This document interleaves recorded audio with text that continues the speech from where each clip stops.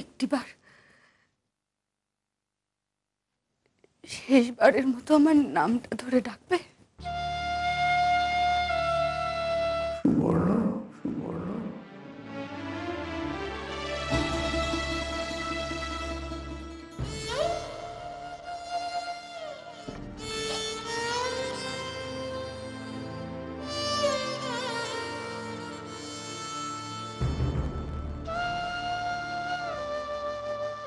ছোট দিদি,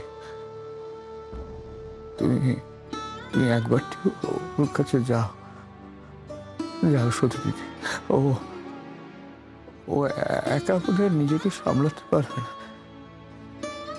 যাও, যাও ওর কাছে। নিষেধ ছিল তার জীবিতকালে যেন এই চিঠিটা বলা না হয়। সে বলেছিল তার মৃত্যু সংবাদ আমি ঠিক পাব। তারপর যেন এই চিঠিখানা আমি তোকে, সে সংবাদ এসেছে। মা বাবা কি কারোর চিরটা কাল বেঁচে থাকে? অত ভেঙে পড়ার কি আছে? নিজেকে সামলা। তারা মায়ের সঙ্গে তো কোনো কালই তোমার দেখা সাক্ষাৎ নেই। থাকলো আর গেল, তাতে কি যায় আসে? তারা রাস্তা বলে রাস্তা, শেষ আর হতে চায় না। তোমাকেও বলি, আর তুমি কি বলে চলে এলে? ভবানীপুর থেকে একবারে মুক্তারাম বাবু স্ট্রিট, এই এতটা পথ। বলে একটা ছোট ছেলে, সে একটা গাড়ি রেখে দিল আর তুমি চলে এলে। যদি পথে একটা কোনো বিপদ হতো, ওই দারোয়ানখানা যদি অন্য পথে নিয়ে যেত, মানছি বাবার বলে একেবারে কাঁচাকোলা হয়ে চলে আসতে হবে। তাছাড়া কোনো কালই তো বাবার সাথে কোনো যোগাযোগ নেই। এলে এলে আর সমস্ত মানুষগুলোকে ওখানে দুর্ভাবনায় রেখে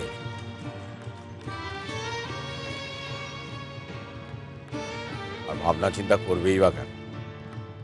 ভাবনা চিন্তা করে যে কোনো কাজ করতে হয়, সে শিক্ষা তুমি। হ্যাঁ রে বেবু, তুই ঠিক বলছিস তো? যা শুনলাম তাই তো বললাম, ঠিক ভুল জানি না।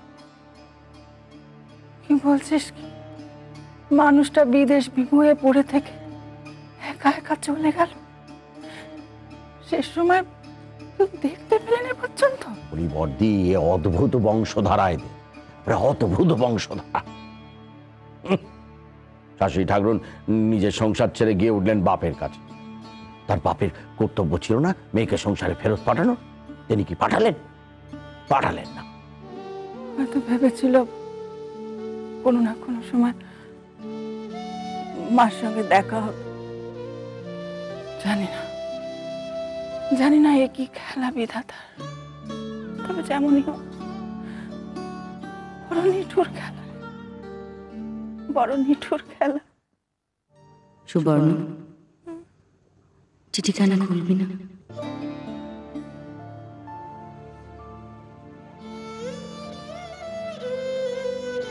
পড়বি না?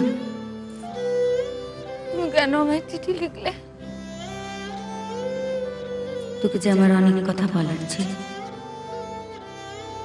তুমি আমাকে ডাকলে না কেন? তুমি একটিবার ডাকলে তো আমি।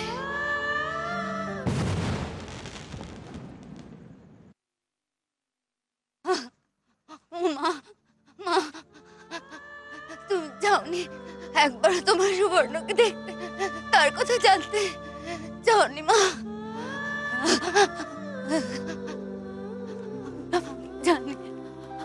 আমি জানি তুমি চেয়েছো। ও মা, কেন আমাকে একখানা সুযোগ দিলে না? তুমি জড়ি ধরে একবার কইতো মা।